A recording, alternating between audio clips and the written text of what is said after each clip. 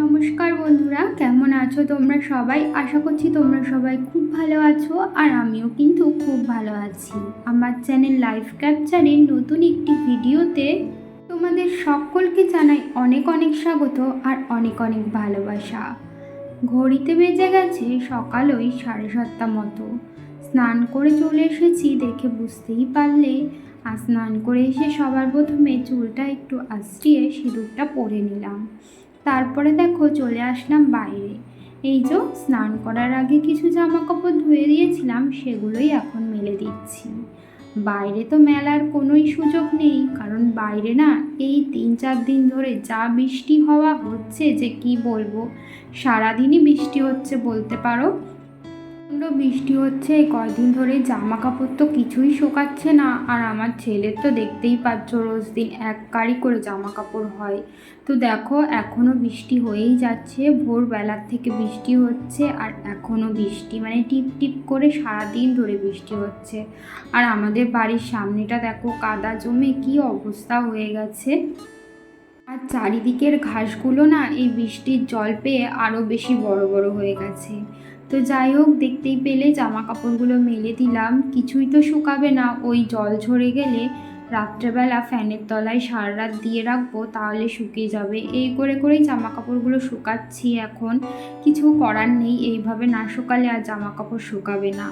তো যাই হোক, দেখো আজকে না আমি ঘর টর কিছুই না মুছে সকালবেলা উঠে সবার প্রথমে স্নান করে নিয়েছি। আর স্নান করার আগে ওই জামা কাপড়গুলো ধুয়েই স্নান করেছিলাম, কারণ স্নান করার পর না জামা কাপড় ধুতে ইচ্ছা করে না, আর অন্যান্য কাজ করি বা যাই করি। তো যাই হোক, দেখো আমি অন্যান্য দিন এই সমস্ত কাজ করেই স্নান করি, কিন্তু আজকে স্নানটাই করে নিয়েছিলাম সবার আগে।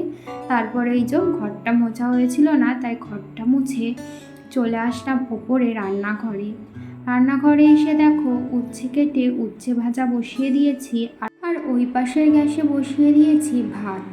ওইদিকে তো উচ্ছে ভাজা হচ্ছে, আর এদিকে দেখো একটা লেবু রস করে নিচ্ছি, আমার ছেলেকে খাওয়াবো তো সেই জন্য।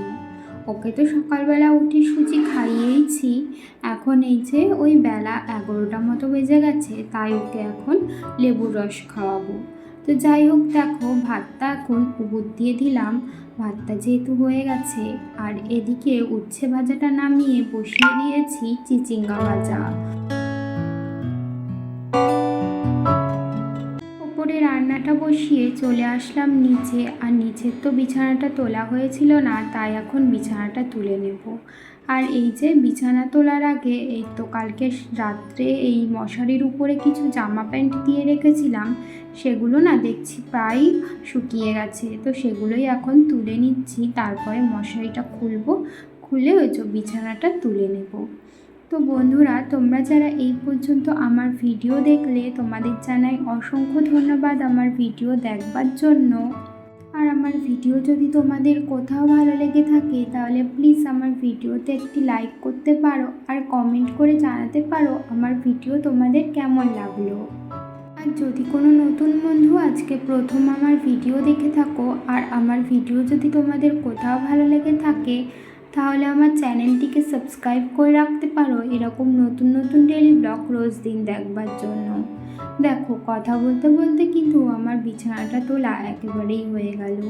এই বর্ষাকালে না এই এক সমস্যা, চারিদিকে জামা কাপড় ঝোলানো দেখতে পাবে যে কারোর ঘরে গেলে। তো দেখো আমি জানলার উপরে ওই যে আমার নাইটি ওই সমস্ত কিছু মেলে রেখেছি, কারণ কিছুই শোকাচ্ছে না। তো সেই জন্য পাখার হাওয়াতে যেটুকু শুকায়। তো তারপরে দেখো এই যে শোকেজের কাচটা, তারপরে শোকেজটায় না প্রচণ্ড ধুলো পড়েছিল, তাই ভাবলাম যে একটুখানি মুছে নিই। তাই বিছানাটা তোলার পর হাতে একটু সময় ছিল, সেই ফাঁকে শোকেজটা আমি মুছে নিচ্ছি। আর শোকেজের ওপরে যেই জিনিসপত্রগুলো ছিল সেগুলোও হালকা হাতে একটু মুছে নিয়েছি। আর সকালে দেখতে পেলে নিচে কিছু জামা কাপড় মেলে দিয়েছিলাম, আর কিছু জামা কাপড় না নিচে ধরছিল না, তাই এই যে সেগুলো এখন উপরে বারান্দায় মেলে দিচ্ছি। আর বাইরের বৃষ্টিটা না একটু কমেছে এখন।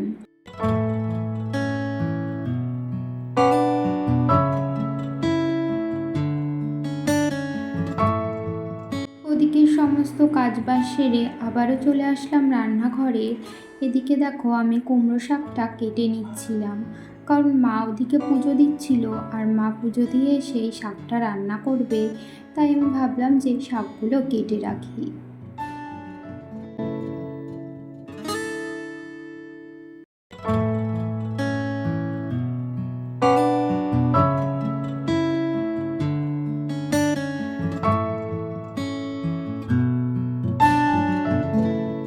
আমি ওদিকে কুমড়ো শাক কাটছিলাম আর এদিকে দেখতেই পাচ্ছ আমার ছেলে এসে কেমন বদমাইশি শুরু করে দিয়েছে। মানে বারবার শুধু ওই যে ডাঁটাগুলো যেই থালাটায় রেখেছি না, বারবার এসে উল্টে ফেলে দিচ্ছিল। আবার আমি ডাঁটাগুলো কুড়িয়ে সমস্তটা থালায় তুলে রাখছি, ও আবার এসে উল্টে ফেলে দিচ্ছে, এরকমটাই করছিল। ওইদিকে দেখো মা কুমড়ো শাকটা ধুয়ে রান্না বসিয়ে দিয়েছে, চিংড়ি মাছ দিয়ে রান্না করছে কুমড়োর শাক। আর এদিকে কুমড়ো শাকে দেবার জন্য মশলা বেটে নিচ্ছিল। তারপরে দেখো বন্ধুরা, এখন কিন্তু বিকেল হয়ে গেছে। ওই যে দেখছিলে দুপুরবেলা রান্না বান্না করছিল, তো তারপরে না আর কোনো ভিডিও বানানো হয়নি। আর এখন হয়ে গেছে বিকাল, আর বিকেলবেলা মা আজকে করছিল তালের বড়া। এই বছরের প্রথম তালের বড়া ভাজছে। তো প্রথমে ঠাকুর ঘরে আগে ঠাকুরের জন্য তালের বড়া ভেজে তুলে রেখে এসে তারপরে রান্নাঘরে এনে বাকিটা ভাজছে। তো দেখো অনেকগুলোই বেশ তালের বড়া ভাজা হয়ে গেছে। এই যে এই থালাতে একটু কয়েকটা রয়েছে আর গামলায় কিন্তু এক গামলা রয়েছে। আর এই তালের বড়া না গরম গরমের থেকে বাসিটা খেতে বেশি ভালো লাগে। তেলে ভাজা পিঠে, তালের বড়া এগুলো না বাসি খেতে বেশি ভালো লাগে। তো এই যে দেখো মার তালের বড়া ভাজা প্রায় হয়ে গেছে। কি করছো?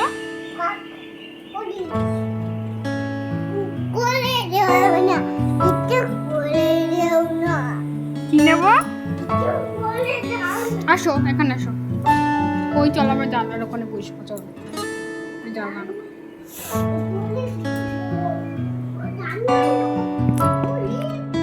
আর এখন দেখো ঘড়িতে ওই বিকেল 5:30 মতো বাজে। অন্যান্য দিন যেদিন বৃষ্টি হয় না সেদিন কিন্তু এই টাইমে আমরা বাইরেই থাকি। আর আজ কদিন ধরে যেহেতু বিকেলবেলা করে বৃষ্টি হচ্ছে আর বাইরে না জল জমে রয়েছে, কাদা, তো সেই কারণে বাইরেও বেরোতে পারছি না, সারাদিন ঘরের মধ্যেই থাকতে হচ্ছে। আর এখন দেখো সন্ধ্যাবেলা আমি আমার ছেলেকে নিয়ে একটু পড়াতে বসেছি। বলো এক্স মানে কুঠার। ঘড়িতে এখন বাজে সময় ওই 9:30 মতো। আজকে আমার হাজবেন্ড একটু তাড়াতাড়ি বাড়ি চলে এসেছিল, তাই আজকের রাতের ডিনারটাও তাড়াতাড়ি সেরে নিচ্ছি। নয় অন্যান্য দিন 11টা 11:30টার সময় আমরা রাতের খাবার খাই। তো যাই হোক, রাত্রে আজকে আমাদের রান্না হয়েছিল মুসুরির ডাল, বেগুন ভাজা, ভাত আর সাথে লেবুও ছিল। তুমি ঘুমাবা না কেন? তুমি ঘুমাবা না?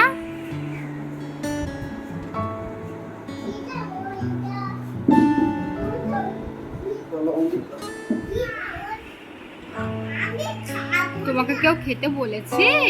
তোমাকে তো কেউ খেতে বলেনি। এই পাপাকে শুতে বলো তো। বন্ধুরা বাবাকে শুতে বলো। এই বাবাকে শুতে পর্যন্ত, বলো। আবারও দেখা হবে পাশে থেকে। কিন্তু